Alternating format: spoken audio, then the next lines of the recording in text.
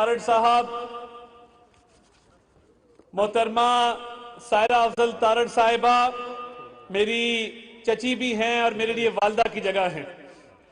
जनाब मियाँ शाहिद हुसैन भट्टी साहब, जनाब डॉक्टर मुजफ्फर साहब, जनाब शोएब शफीक साहब, जनाब मोहम्मद बख्श तारड़ साहब, जनाब आबिद एहसान चट्ठा साहेब, जनाब राय कमर साहेब, मैं और राय जहांगीर साहेब, मेरे पास अल्फाज नहीं हैं कि मैं किन अल्फाज में आपका शुक्रिया अदा करूं और इस जज्बे की दाद दूं कि 48 घंटों के नोटिस पे जिस तरह आज ये जम्मे गफीर यहां मौजूद है, ये इस बात की गवाही दे रहा है कि हाफिजाबाद की धरती कल भी मियां नवाज शरीफ की थी और आज भी मियां नवाज शरीफ इंशाअल्लाह। और अभी कायद का पैगाम भी आया है, मैंने उनको चंद तस्वीर और चंद वीडियोस भिजवाई थी, उन्होंने शाबाश भी दी है और खुशी का भी इजहार किया है। ये हाफिजाबाद की धरती, मैंने जब पहला इलेक्शन जो अमली तौर पे कैंपेन आप हिस्सा लेते हैं वो 2002 का इलेक्शन था। आज से 20 साल पहले मैं यहां पे इलेक्शन कैंपेन में आया था और सियासत का, वैसे तो कॉलेज स्कूल यूनिवर्सिटी में बड़े इलेक्शन लड़े, मगर अमली तौर पे जो सियासत का पहला सबक सीखा है वो यहां हाफिजाबाद में सीखा है। और मैं ये भी समझता हूं कि अल्लाह ताला ने हमें हमारे खून में एक वफा की क्वालिटी दी है और मैं इस बात की गवाही देता हूं कि बड़े मुश्किल दौर आए, मगर मियां अफजल हुसैन तारड़ साहब जहां खड़े थे वहां खड़े रहे। मुशर्रफ दौर हो, पिछले 4.5 साल हो, अपना रहनुमा नहीं बदला, असूलों पर समझौता नहीं किया, बाकी नुकसान बर्दाश्त कर लिया। मैं चंद अशार इनकी नजर करना चाहता हूं। कब यारों को तस्लीम नहीं, कब कोई अदू इनकारी है, इस कुएं तलब में हमने भी दिल नजर किया जां वारी है। जब साजे सलासिल बजते थे हम अपने लहू में सजते थे, वो रीत अभी तक बाकी है, वो रस्म अभी तक जारी है। और मैं 2018 के इलेक्शन के हवाले से जब आरटीएस बैठ गया था, बाकी थावां ते बैठ गया थी, हाफिजाबाद को चौखा बैठ गया से। कुछ अहले हशम कुछ अहले सितम मैं खाना गिराने आए थे, दहलीज को चूम के छोड़ दिया, देखा कि ये पत्थर भारी है। और जब परचमे जहां लेकर निकले हम खाक नशी मक्तल मक्तल, उस वक्त से लेके आज तक जहाद पे हैबत तारी है।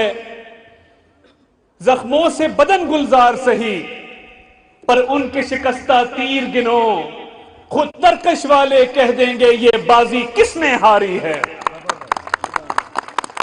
तो बात यह है कि सियासत के अंदर सियासत का सबसे बड़ा शार जो है वो वफा है। और आज मैं हाफिजाबाद की धरती जो वफा की धरती है वहां मौजूद हूं और मुझे फख्र है कि यहां पे मौजूद एक एक कारकुन, एक एक शख्स आज से नहीं पिछली कई दहाइयों से अपने कायद के साथ खड़ा, सामने खड़े हैं, इसमें कोई शक नहीं है।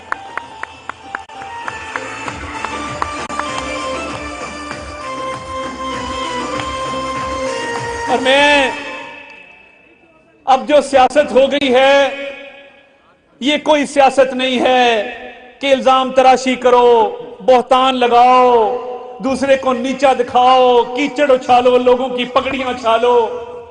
आज मैंने अपने कायद की रिवायात को मद्देनजर रखते हुए हामिद नासिर चट्ठा साहब के साहबजादे जनाब अहमद चट्ठा साहब को फोन किया और मैंने ये गुजारिश की कि हमारी सियासी मुखालफत अपनी जगह पर, हम सियासी मैदान के मुखालिफ हैं, हमारी दुश्मनी कोई नहीं है।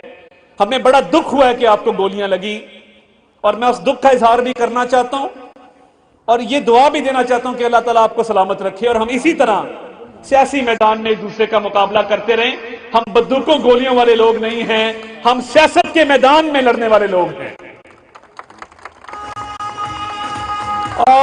और यही रिवायत मियां नवाज शरीफ की है। अभी तारड़ साहिबा ने जिक्र किया कि जब 2013 के इलेक्शन में लाहौर के गालिब मार्केट में इमरान नियाजी साहब उधर से लिफ्टर से गिरे तो मियां नवाज शरीफ ने अपनी इलेक्शन कैंपेन उसी वक्त मुअत्तल कर दी। शौकत खानम अस्पताल जाकर उनकी तीमारदारी की, उनकी मिजाज पुरसी की और अपनी इलेक्शन कैंपेन रोक दी कि सियासी मुखालिफ है, गिरे हुए मुखालिफ के खिलाफ इलेक्शन नहीं लड़ा जाता, खड़े हुए सामने मुकाबला करते हुए मुखालिफ के साथ इलेक्शन लड़ा जाता है।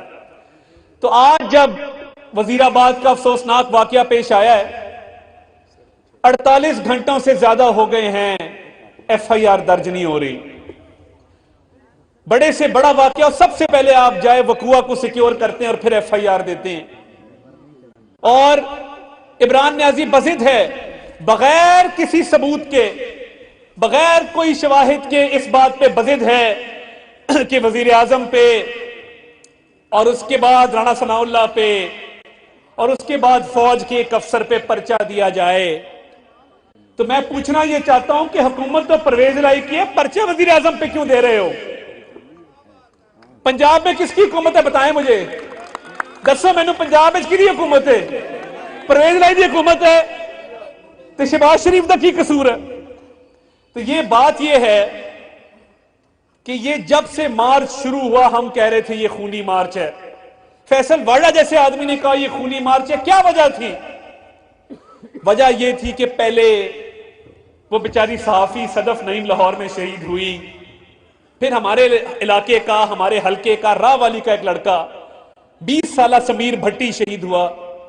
उसके बाद जो कल लड़का जो ये वजीराबाद में जब गोली चली है, मौजम गोंदल नामी लड़का जो बाहर कुवैत से आया था, शहीद हुआ।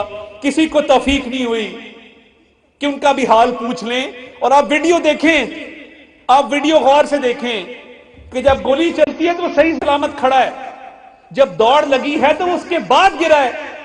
ये सारी वीडियो मौके की मौजूद है। और कुछ फायर राइफलों से हुए।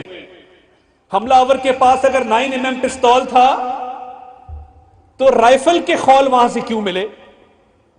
हम इन बातों को नहीं समझते, हमने पर्चे नहीं देखे हुए, हम कानून को नहीं जानते, हम नहीं जानते कि वहां मौके पे क्या हुआ।